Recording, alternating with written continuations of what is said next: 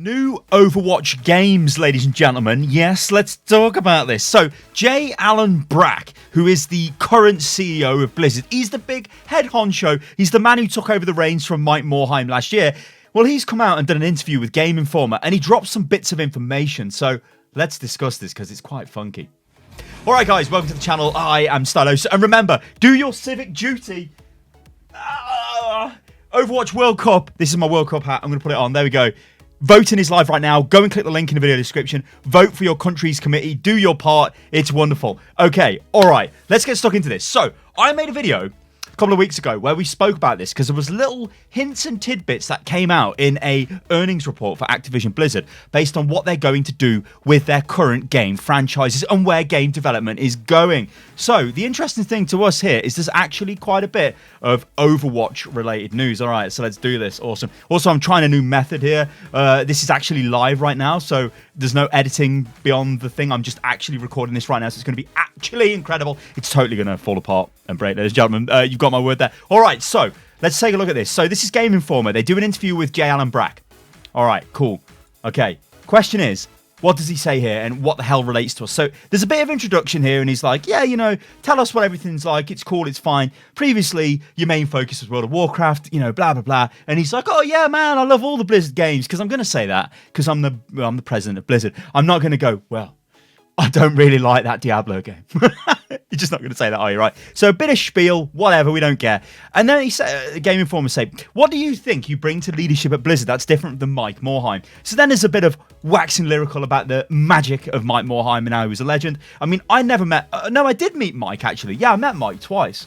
I met him in New York after the Overwatch League finals, and I met him in, Santa Monica World Cup 2017, something. Yeah, I think. Because I remember he had like a massive, like, what was it? It was like I think it was a Lincoln. I don't know my American cars, but it was like a huge Range Rover style thing, and he had security. It was pretty crazy.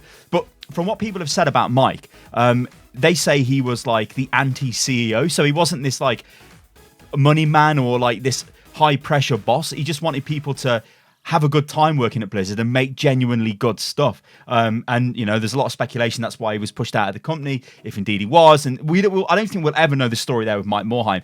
But Blizzard loses when Mike Morhaime leaves. That's a fact. You know, obviously people like Chris Metzen left beforehand as well. You can say the same thing. I mean, and God forbid, God forbid, ladies and gentlemen, if Jeff ever leaves, Overwatch is done. It's just done. It's actually done. It's totally done. Anyway.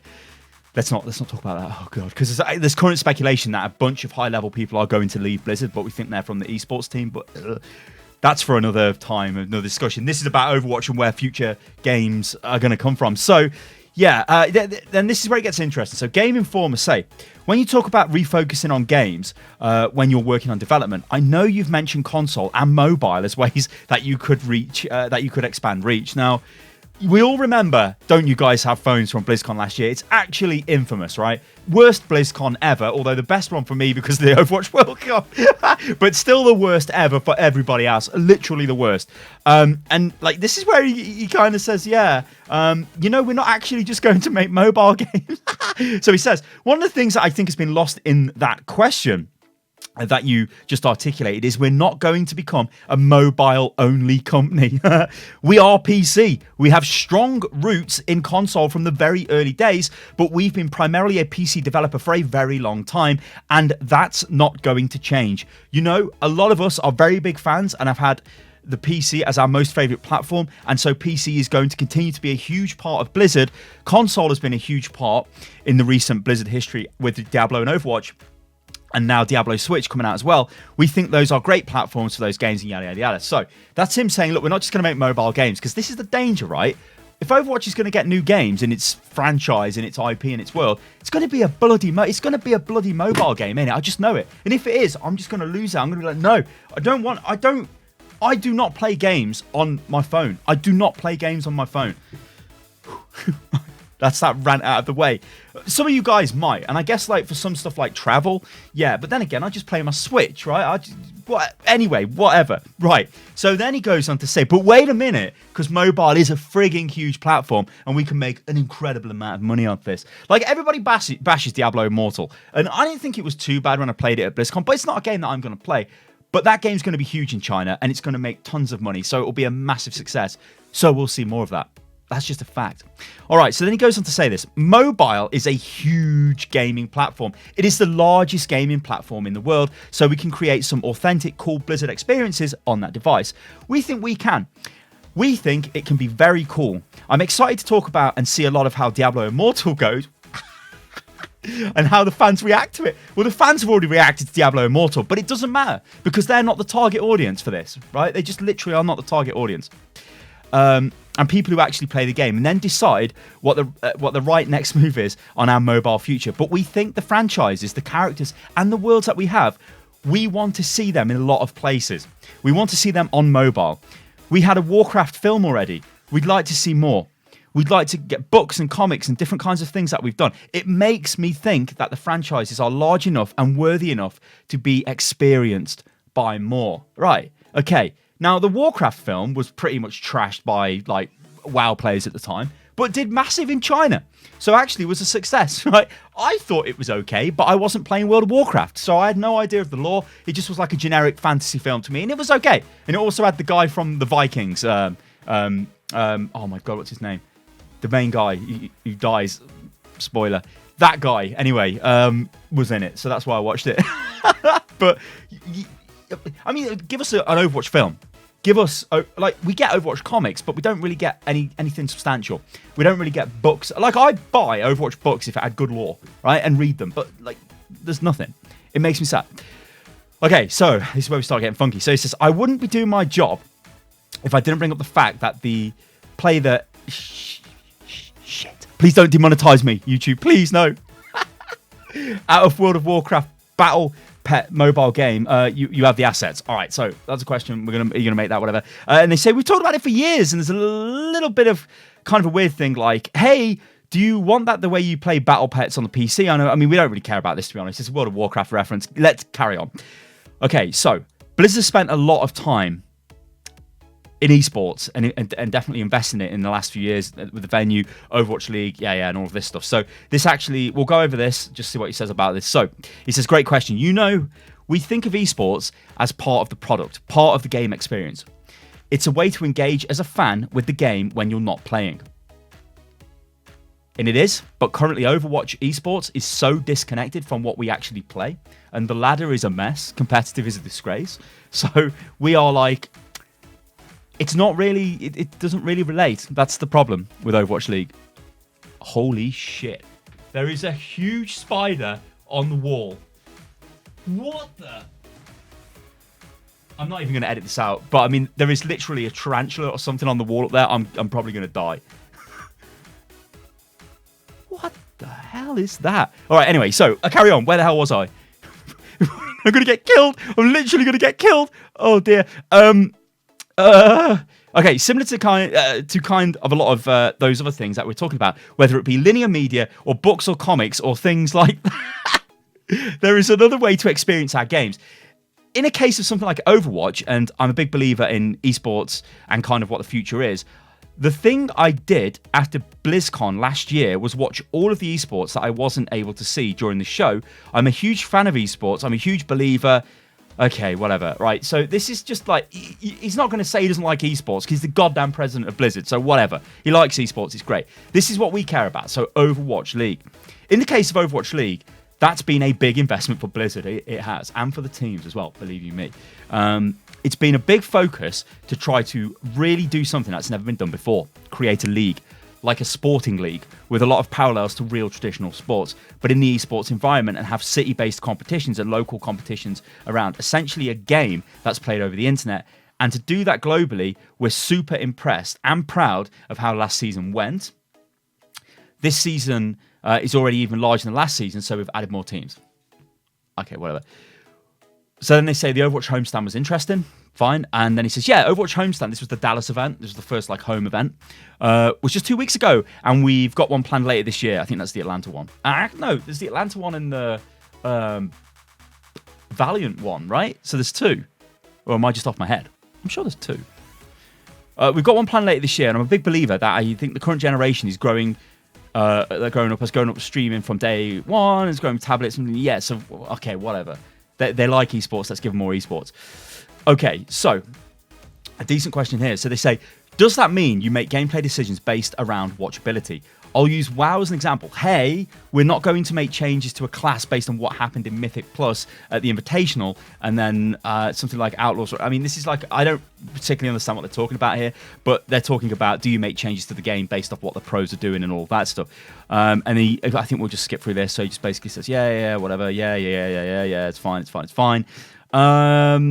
I think there's a challenge in both raid and environment where it's easy and banned, okay, whatever. At the high end, min-max, okay, another World of Warcraft, we don't really care. Okay, so what can we expect? Are we going to see any surprises at BlizzCon this year?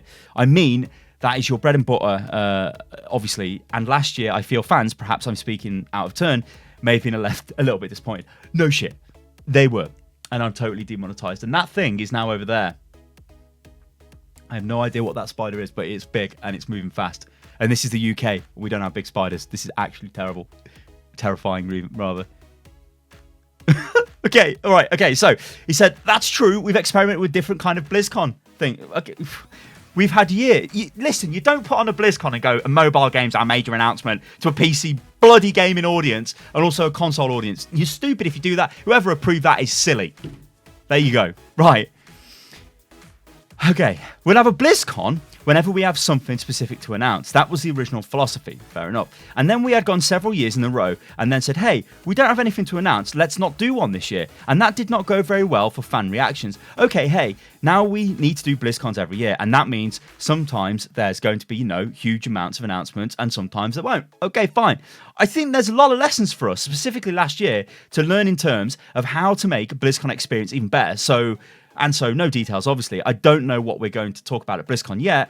We still actively haven't figured it out yet, blah, blah, blah, blah. Okay, whatever. Right, okay. So then they ask him, what is your commitment at an executive level towards new experiences? Do you consider that to be a focus? Do you consider just kind of maintaining the brands you have? What is your goal at Blizzard Entertainment? All right, we'll get into the meat now. So he says, we've talked about how we've got more games in development than ever before. More games in development than in the entire history of the company. We also think that there's a lot of different types of games that can exist within the IPs that we have. If we think about the Overwatch IP, for example, we think about the Overwatch IP as being an extremely large and all-encompassing. Overwatch is the game people experience today. It is just being a very small part of what the IP could be.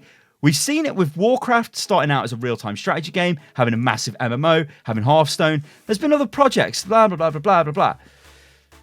And then we get back down to Overwatch here, and he says, the last Blizzard IP and the release of Overwatch, with Diablo and then the release of Overwatch, that's a long time to go without creating a new franchise. So we want to create more games in our franchises, and we do want to think about new franchises as well. So, this is him saying, we are going to make games in the universes that we've got. We look at the history of the company. Look at Warcraft, it was a strategy game, then it became an MMO. Then it turned into a card trading game. By far, their biggest grossing game ever made, right? Absolutely hands down. The Warcraft universe, right? Has generated the biggest grossing games. What do you do? This is my question to you guys with Overwatch. Bearing in mind, we've just read an interview here where this guy is saying, look, mobile is huge. It's a major development. It's the biggest gaming platform. Yeah, we want to get more games in our IP. Yeah, we've got more games under development than ever before. I'm not a game developer, but I don't think it takes the same amount of effort to make a mobile game as it does to make a PC game or a console game. It cannot. These are bare bones experiences at most. So you could have multiple games. I mean, you could have a little Overwatch strategy game, a little Overwatch card trading game, a little Overwatch single player game, a little Overwatch Pokemon Go game, probably. All of this stuff, I'm sure, right? All of that stuff is being messed about at Blizzard. It's like, oh yeah, this is cool, this is fine. Do we even want that? I actually do not want a mobile game for Overwatch. I don't even care. I want competitive to be sorted. There's so many things wrong with the game where we could, the lore could be expanded. We could have single player. We could have guilds. We could have, there's just tons that you could add to Overwatch. So to even be thinking about other games in the Overwatch universe, to me, feels like a bit of a slap in the face when you look at the problems we've got with Overwatch right now. And why would you not put those developers on that team? I don't know. Maybe it's just not as simple as that. I don't know. Or maybe they really just want to make mobile games. It might not even be a mobile game. It might be another PC game and console game. We don't know. Okay, let's carry on. So we're nearly finished now. Like, this is the bottom of the interview. So if you've stuck with me this long, guys, you're troopers, and I love you. And I've lost sight of that spider. So, I mean, oh God, it's actually going to mug me when I go to like draw my blinds or something. All right then. So there have been stories about how you guys are pretty brutal about the standards you expect when building new things. Do you feel that limits your ability to get games out and try things to be experimental within that space? So he says, I do actually. Okay, so he's like, yeah, I think we put a bit too much emphasis on quality. That could be iffy. You know, if I think about lots of games that get made, and this is a question that comes up internally, like, can we just make a small little adventure indie game and insert your favorite game that you're kind of playing right now? We want to make a game like this. I don't know if that's something the community would accept. I don't think it is. I don't know. What the hell? I don't know if that's necessarily something. I'm getting a phone call. No, I'm not answering my phone. This video is actually scuffed beyond all belief.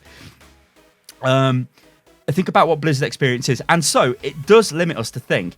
I'm not saying that we would ever do smaller type game, but right now it's hard for me to see how the right thing is for us to spend time, focus, and energy on making something that's a little smaller to the same level. We have so many different existing games and games that we're working on with lots of communities that we're not getting enough, right? Okay. They're not that, there's not, yeah, I mean, they're not, like, again, the thing is with this, right? It really miffs me when I see discussions about, like, new games, like, new Overwatch games, new games in franchises and stuff like that, specifically with Overwatch, because we know there's a ton of problems with the game, and it's like, well, hang on, you're just going to go away and start developing another game in the universe, but like the actual main game still needs a bit of love. It's weird, right? Okay, all the groups are hungry. Okay, and then it says all the groups are starving.